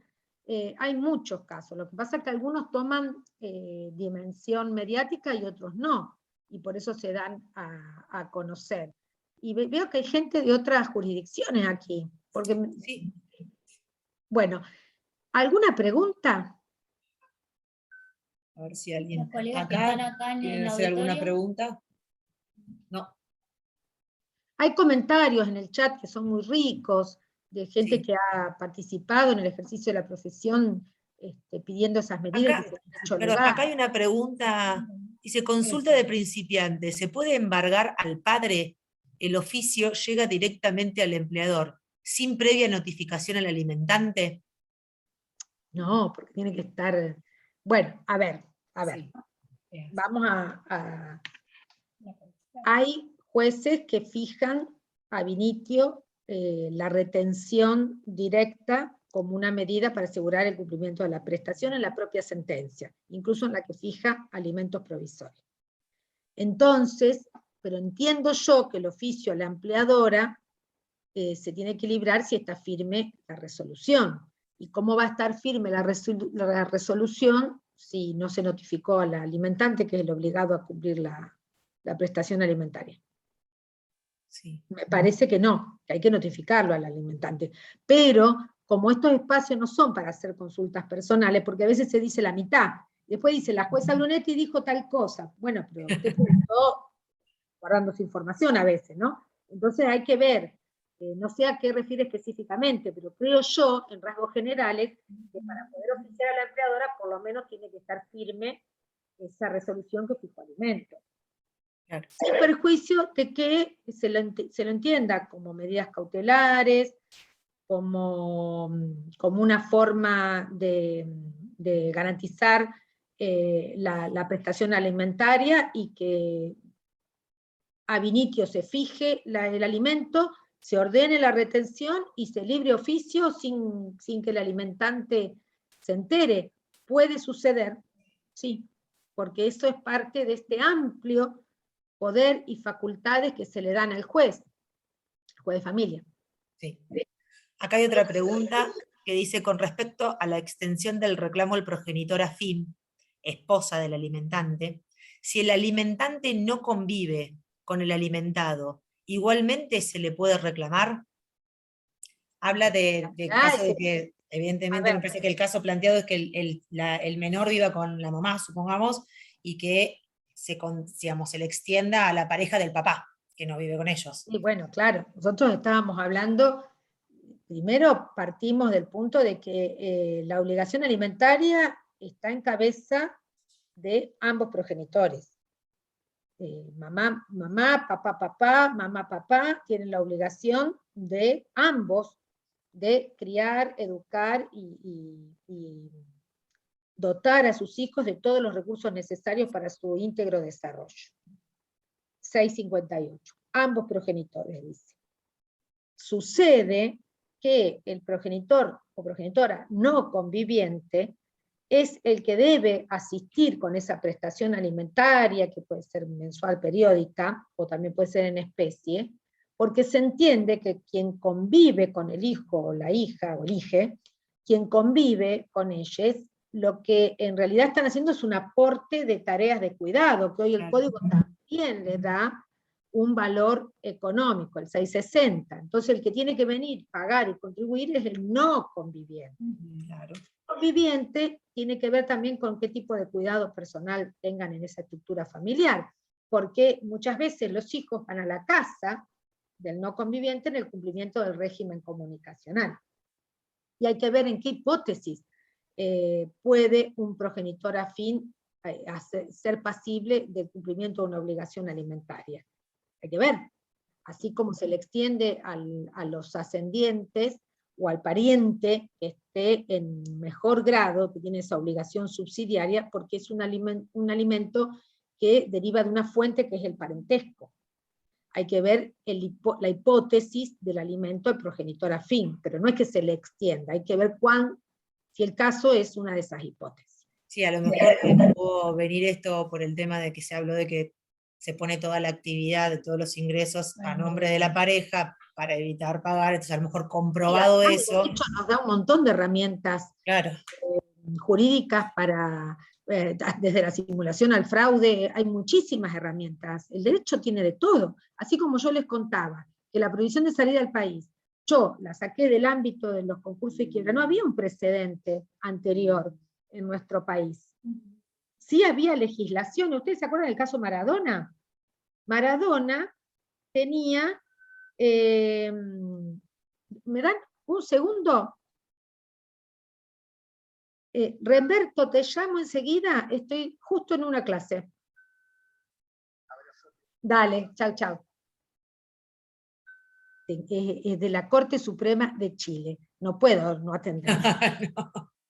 Es como si me llamara el doctor Gutiérrez. Usted me pregunta, yo lo atiendo. Bueno, ¿en qué estábamos? Me perdí. El Maradona. El caso Maradona. Estaba el caso de Maradona, que no había cumplido con la cuota alimentaria de un hijo en Italia, de uno de los tantos hijos que tenía, y no lo dejaron salir del país. Hay legislaciones que lo tenían, pero en el país no había. ¿Y de dónde lo saqué? Que yo lo basé en la analogía y demás, y el derecho comparado, del ámbito de las quiebras, porque el interés superior del niño nos obliga a aplicar el mejor derecho. Porque el interés superior del niño no es lo que al juez o a la jueza se le ocurre, o lo que cada uno piensa que es mejor para el chico, porque eso es una subjetividad totalmente prohibida en el sistema judicial. Nada de subjetividad en el proceso judicial. Los jueces somos imparciales, objetivos y resolvemos según derecho, no según lo que nos parece que le conviene a un chico. Muchas veces los fallos se fundan en el interés superior del niño y por el mismo argumento son revocados después en la Cámara. Entonces, ¿cuál es el interés superior del niño? El mejor derecho. ¿Y dónde está el mejor derecho? En todo el ordenamiento jurídico. Entonces, en aquel momento, el ordenamiento jurídico tenía una medida muy eficaz para los deudores comerciales que estaban declarados en quiebra, pero no a un deudor alimentario que estaba condenado por una amplia deuda alimentaria. Entonces, ¿cómo puede ser que el derecho sea tan estricto para unas personas y para otras no? Entonces, el ordenamiento jurídico es un todo. Y el interés superior del niño exige aplicar el mejor derecho, porque es derecho preexistente el interés superior del niño. Es un concepto que hay que darle contenido, es verdad, pero es derecho, no es lo que te parece. Claro. ¿En qué derecho? ¿Cuál es el mejor derecho que estás aplicando al que le estás dando la máxima satisfacción por encima de cualquier otro derecho? Eso es el interés superior del niño. Entonces, cuando nosotros aplicamos estas medidas, innovadoras, creativas, como ustedes le quieran llamar, podemos encontrarlas en cualquier norma del ordenamiento jurídico nacional, provincial o del extranjero, proponerla o inventarla. La creatividad no tiene límites y yo bienvenida sea si ustedes me proponen, y después veremos cómo la fundamos. Pero se basa en el derecho preexistente del niño, que es el derecho a la vida, el derecho a la salud, el derecho a la educación, porque una cuota alimentaria que no se paga es un niño o niña que se ve privado de poder ejercer sus derechos. Eso hay que saberlo, hay que entenderlo. Entonces esto es un valor supremo, y nosotros también tenemos que interpretar y aplicar la ley conforme las normas de Tratado de Derechos Humanos, la Constitución, las leyes nacionales que en consecuencia se dicten, etcétera, principios y valores, dicen los fundamentos de nuestro código. Y esto es un valor supremo. Ahí había un comentario en el chat si podía nombrar un interventor recaudador. Esos son medidas cautelares. ¿Se acuerdan que estuvimos haciendo un elenco de todas las Y las del medidas? 550 sería. Estamos clasificando. Bueno, no, exacto, las del 550. La intervención judicial, el interventor de caja, como le llamamos, es una de las medidas cautelares que está prevista en nuestro sistema. Así que claro, ¿cómo no se va a poder? Y bienvenido sea si tiene un negocio a su nombre y se constituye ahí el interventor y recauda de caja la cuota alimentaria. Buenísimo. Muy bien. Claudia. El principal problema se plantea en esto, en la gente en que por ahí obviamente se desapodera de todos los bienes, de todo tipo de actividad, y no está ni siquiera inscrito en AFIP en ningún lado como para tener un parámetro de justificar los ingresos.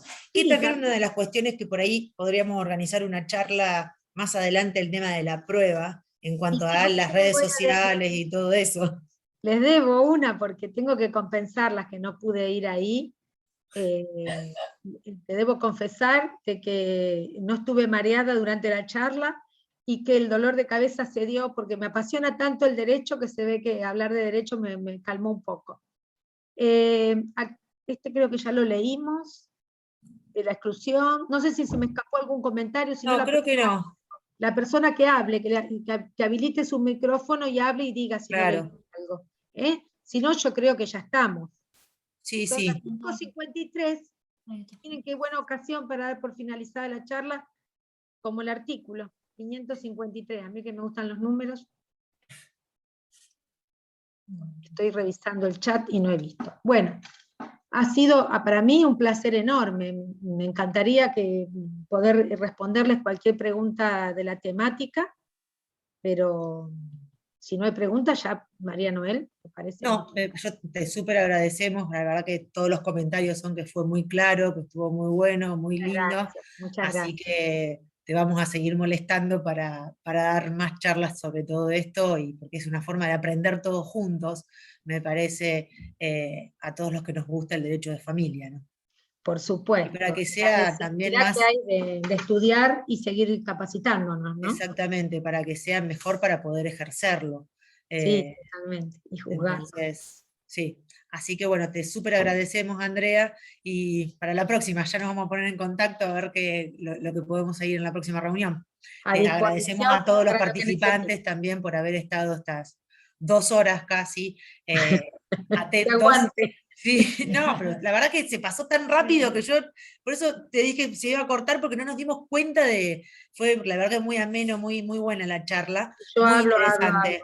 No, pero fue muy interesante, te daste un montón de cosas que la verdad es muy interesante y te agradecemos y bueno, ya te vamos a volver a llamar para hacer otra. Y en breve el fallo está a disposición porque fue solicitado en su momento por prensa. Y yo se los di a conocer a la gente de prensa de la Corte como no firme. Sí, nosotros lo tenemos el fallo como no firme, no tenemos la confirmación del Pleno, por eso tampoco no dijimos nada, pero sí, ese circuló en su momento por eso lo hablamos, pero bueno, como no Pero estaba firme tampoco. ya en breve tendrán todo. Así que bueno, a disposición, disculpa que no estuve ahí presente, les debo No, por favor. una presencial. Muchísimas gracias. A Adiós. ustedes, muchas Chao, gracias, me chao. despido. Chao, gracias. Adiós. Adiós. Chao, chao.